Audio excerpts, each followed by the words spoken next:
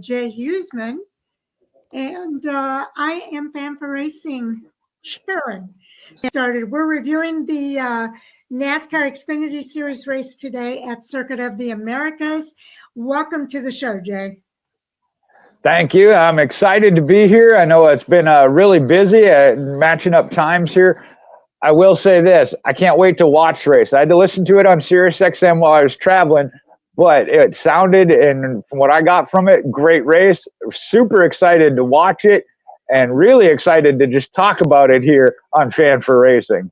Yes, and you talked about the busy day that we're having. These are the things that fans can look for on Fan for Racing Radio between today and tomorrow.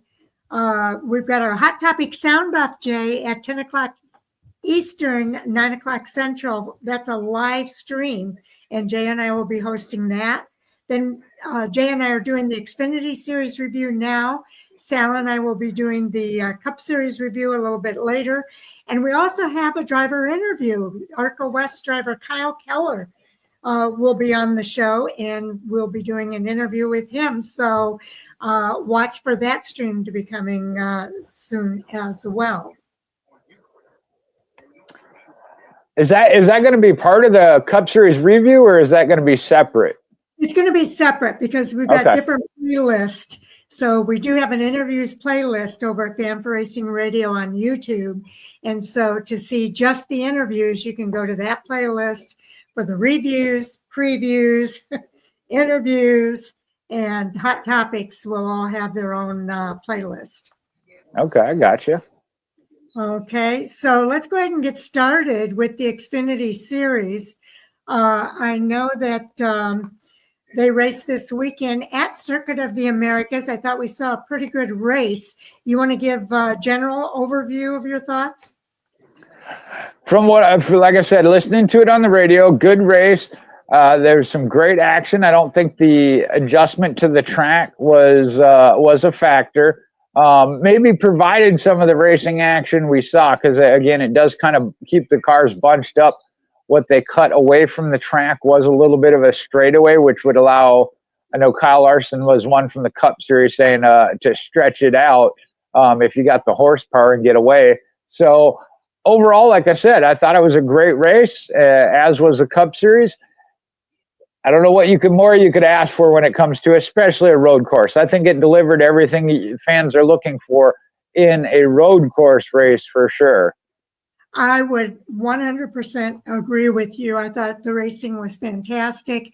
And we watched Connor Zilisch, who actually won the race, come from behind because he had that pit road penalty. And we'll talk about that as we continue with our review.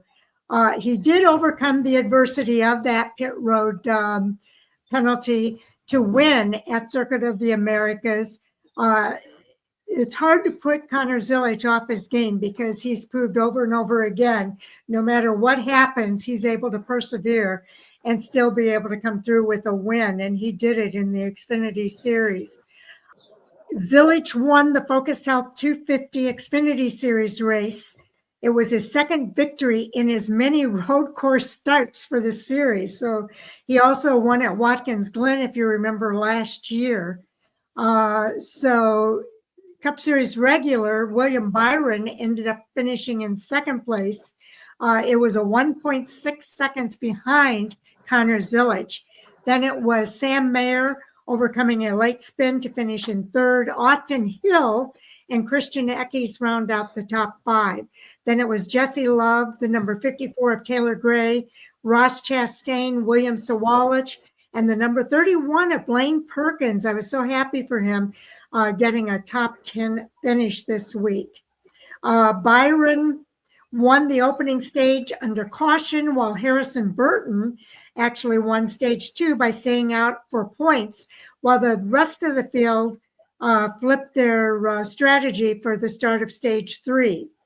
There were 14 lead changes among 9 drivers and 4 cautions for 14 yellow flag laps. The average speed of the race, 70.095 miles per hour.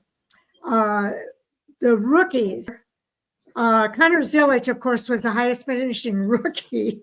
He tends to do that with his starts, and it's pretty amazing. He becomes the second youngest multi-time winner in series history at 18 years, 7 months, and 7 days. The previous, the youngest driver to have multiple wins in the Xfinity series, of course, is Chase Elliott at 18 years, 4 months, and 14 days. So it's pretty close between those two drivers, being the youngest drivers to win multiple times in the Xfinity series. Any thoughts on those top 10 finishers? Well, I got a lot of thoughts. So one thing I want to throw out there as you were giving that stat there of that was part of the reason I heard of why he debuted in the Cup Series this weekend. I believe he turns 18 or 19 mid-June. Yes. Looking to possibly become the youngest Cup Series driver to win a race, which is currently held by Joey Logano. So to maybe trying to get him some starts in before that. So I thought that was kind of interesting. But putting him on a road course was, to me, just a gimme. I mean, what makes better sense? And we saw it starting from the pole, even with the pit road penalty and having to come back through the field. He still led 3 times for 26 laps. The next most laps led was 7 laps, and that was by Riley Herbst, as well as Carson Kvapil, who led twice for 7 laps. So that tells you how strong that car was, the WeatherTech Chevrolet number 88, and what kind of driver Connor Zilic is, especially when it comes to the road course. But I will say this, he had to work against some great road course drivers. William Byron there in second place in a Hendrick Cars.com Chevrolet. Austin Hill and Jesse Love, 2 that are very good on the road courses. RCR looking very strong to start the season for sure. And then you had a Cup Series driver again, Ross Chastain, finished in the 8th spot, led twice for 2 laps. And then you had some rookies. The rookies mixed in. I kind of like that. We're seeing that. Obviously, Connor Zilic is now should be qualified for the playoffs based on the win. Again, it's not an absolute lock at this point, but we have yet to see where it requires more than 1 win. I think so far, even in the Xfinity series, I don't think we've had any winners not get into the playoffs. But it could be close this year. We'll have to wait and see. So that kind of separates him as far as the rookies at this point. But you also saw Christian Eckes in 5th place, as well as Taylor in 7th, and then William Sawalich in 9th. All have good runs. Couple that didn't, Daniel Dye, Dean Thompson in the teens, 17th and 18th. Carson Kvapil and Nick Sanchez when it comes to the rookies. Not a good day. And we've seen that. You're good or bad. What you got? One thing that was good for Carson Kvapil is that he did have the fastest lap award. Xfinity Series fastest. We'll look at that. We'll look at that when we do the point standings, because I know it's early in the season and fans may not understand why we're talking about it, but I'll point that out when we look at the point standings. Okay. There's a couple things that come into play there. The other ones that have impressed me so far this year, Sam Mayer in that this weekend was Audubell Ford, the Stewart-Haas factory team. Again, a very strong start. Sam Mayer coming home in the 3rd position. Didn't lead any laps, but he was up there battling. And then Sheldon Creed actually was up there as well, but ended up finishing 12th. The strong runs for them. I know that was one of those of as they changed up what was Stewart-Haas Racing. Riley Herbst leaving and Cole Custer leaving to go to the Cup Series, how that would work out. And so far, I'd say they're spot on. Okay, they are definitely spot on. Few drivers had issues that took them out of the race early. The first was Hocevar was out on lap 3 because of an accident. It was a suspension issue taking Balazar Leguizman out on lap 17. Preston Pardus had a rear end suspension issue. He was out on lap 26. An axle took Harrison Burton out on lap 55. That was unfortunate because he was having a good run. And transmission issue on lap 58 took out Sage Karam. So I believe those are the only drivers that were out. The rest of the drivers, 33 drivers all finishing on the lead lap. There were 32 drivers finishing on the lead lap. So that's pretty good for a road course race. It was 2 hours, 13 minutes and 32 seconds. And Harrison, even though he left the race early, he did pick up some stage points with his win in stage 2. As well as not just the stage points there, but the playoff point of hopefully that he'll make it into the playoffs and that'll carry over, because those two very, very valuable when it comes to the playoffs. Justin Allgaier, the one there in the middle group, actually there's 3 of them there together. Justin Allgaier in the 29th. Brandon Jones, I know, had some issues, finished 30th, and Corey Heim, who was assisted in his spin, finishing in the 31st spot. Some good drivers that did get shuffled back, but there again, that if you're in the right spot and able to capitalize, that allowed some of these other drivers to have, as you mentioned, good finishes. Blaine Perkins getting the top 10, Alex LeBay just outside in 14th, as well as Josh Williams. I can't wait as the season progresses and we see the points shake down on this.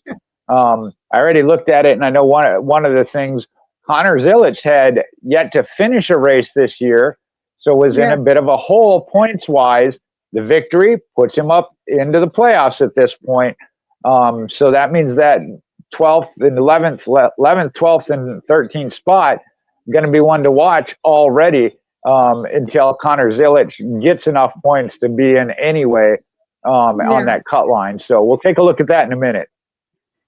Yes, I've already pulled up the points report if you want to go ahead and cover the points here for the Xfinity series.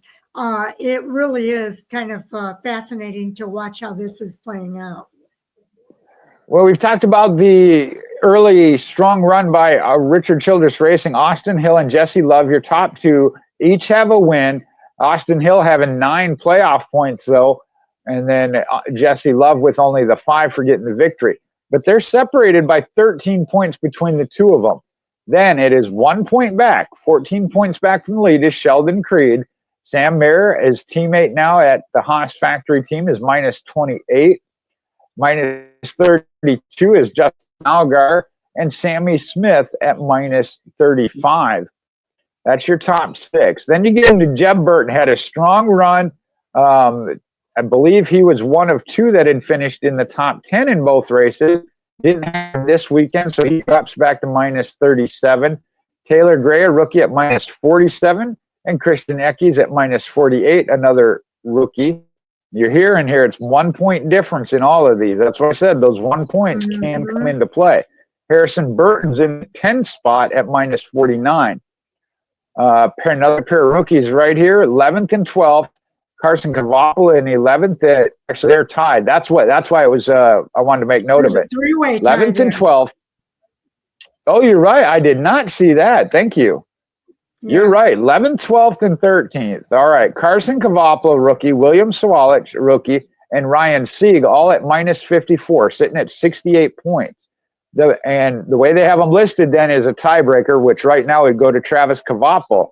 However, mentioned Connor Zilic is in 16th listed at 61 points, but his win elevates him. That means of those 3, the 11th, 12th, and 13th, William Sawalich and Ryan Sieg would be out. Even at a tie, they'd be out. And William Sawalich is right there because of that 1 point we mentioned, had him in that tie, but he's still outside with Connor Zilic being escalated in with the win. So again, those 1 points, you may think, oh, what's 1 point? Right there is a big factor of what 1 point would do. 1 point is huge. And that's why all of these lap leader points The stage points, the playoff points for winning, those are so important to these drivers, especially in these cases where you do have a tie. And if you look at the drivers that are sitting in the 14th and 15th spot, notwithstanding Connor Zilich's win that elevates him above them, Jeremy Clements and Josh Williams are both tied as well.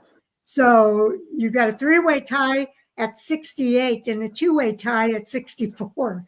So every point matters. And there, like you mentioned, Connor Zilich in 16th. Points-wise, only 1 point behind him would be Daniel Dye. 1 point back would be Dean Thompson. So, again, those single points are going to add up, especially as we get deeper into the season. But the biggest thing there, a win, elevates you all the way to the top. Connor Zilich not having to worry about that right now with that win. So takes himself out of that equation, puts the pressure on to somebody else. Absolutely. So I'm telling you, this is this was a really good race. And I agree with everything you said about that, Jay. It just seemed like we got to watch Connor Zilich race from the back all the way back to the front. And so that win did not come easy for him. He was very much working everything he knew about road racing during that race in order to get that win. Connor Zilich actually would be in third place in the playoffs if they were to start today. And Carson Cavappa would hold that last place spot according to the playoff points. Now, I will say this, and I will go into more in depth when Sharon and I do Hot Topics later on tonight at 9 Central, 10 Eastern. Connor Zilich definitely had the car, had to overcome, as we mentioned, that penalty, which was really, I haven't seen the visual yet because, like I said, I didn't see the race, but they said he was pretty much all but committed to pit road when the caution came out. There was no way he could see it and not come on to pit road. But they thought it was good by the light, made their pit stop. Apparently the light had come on. So their only option is to drive through pit road and blend back into the field. Then they wouldn't have taken the penalty they did. But they really thought they had beat the light. Turns out they didn't. Coming back through the field, though, he was a little aggressive, even with teammates. So like I said, we'll talk about that in Hot Topics. Yes, just a preview there. Remember, at 10 o'clock Eastern time tonight, we are going to do a live stream for Hot Topics, and we'd really love to have some folks join us. Tell us what your hot topics are that you want us to discuss and what your thoughts are about some of those hot topics. There is a live chat available. So if you go to the Fan for Racing radio page on YouTube, you will see the chat for the live stream, and the upcoming live stream chat is available there. Any news you want to throw out that we might want to mention about the Xfinity series? Not specifically that I can think of, and I don't have any more throughout the week. We'll cover in our preview. Believe it's going to come out Thursday, we'll record it Thursday. It might not come out till Friday, but off the top of my head, I was going to say I don't know that I have any other Xfinity series specific to get to. Okay, then I'll just say that the next race, the race that we're going to be previewing on Thursday, and should be out on Thursday or Friday, is the GOVX 200, and that will be at Phoenix Raceway. Phoenix is going to be a big race weekend because the ARCA Menards and ARCA Menards West is going to be racing that weekend as well. And the race for the Xfinity series is Saturday, March the 8th, starting at 5 p.m. Eastern. So watch for that preview coming up here on Fan for Racing Radio. I don't have a whole lot to add here either, Jay. Just that I thought the race was great. I know we're going to be talking about the track configuration on Hot Topics as well. Maybe some other things that are on the list for Hot Topics tonight. And we also have this coming up. We have an interview with Kyle Keller. He is a driver with the ARCO West. And so he's going to be on our show tonight for the interview section part of the show. And definitely looking forward to talking to Kyle. He finished second to Trevor Huddleston in their race out at Kevin Harvick's Kern Raceway in January. And I did listen to part of his interview. He said it was a good, clean race and was pretty excited about that second place finish. Most certainly a great one to have on. And I know Sal is the one that kind of coordinated that. So appreciate Sal. You and Sal enjoy that conversation. I'll listen to it once you get done with it. And then I will talk to you tonight for sure on Hot Topics. Hopefully you fans as well. One of the things we can talk about, we've been focusing on Bowman Gray and whether the Clash should come back there. This race at COTA has not been signed on any kind of term deal. This was the end of their current deal, and a new one hasn't been signed. So the question was coming up whether or not we return, and I know we'll get into it on Hot Topics, but I think the answer is obvious. I think so too. And like you say, we'll kind of share the rest of it on Hot Topics coming up at 9 o'clock Central Time, 10 o'clock Eastern Time here on Fan Racing Radio. Before we go, Jay, I want to make sure we say thank you to all of our listeners or people who are tuning in, whether it's for the live broadcast or the podcast. And in this case, it is the podcast. Thank you so much for taking the time to hear what we have to say. We certainly enjoy doing the show. We hope you enjoy watching it as well. So with that, all right, Jay, I'll talk to you in a few. Okay, we'll see you in a few. Bye now.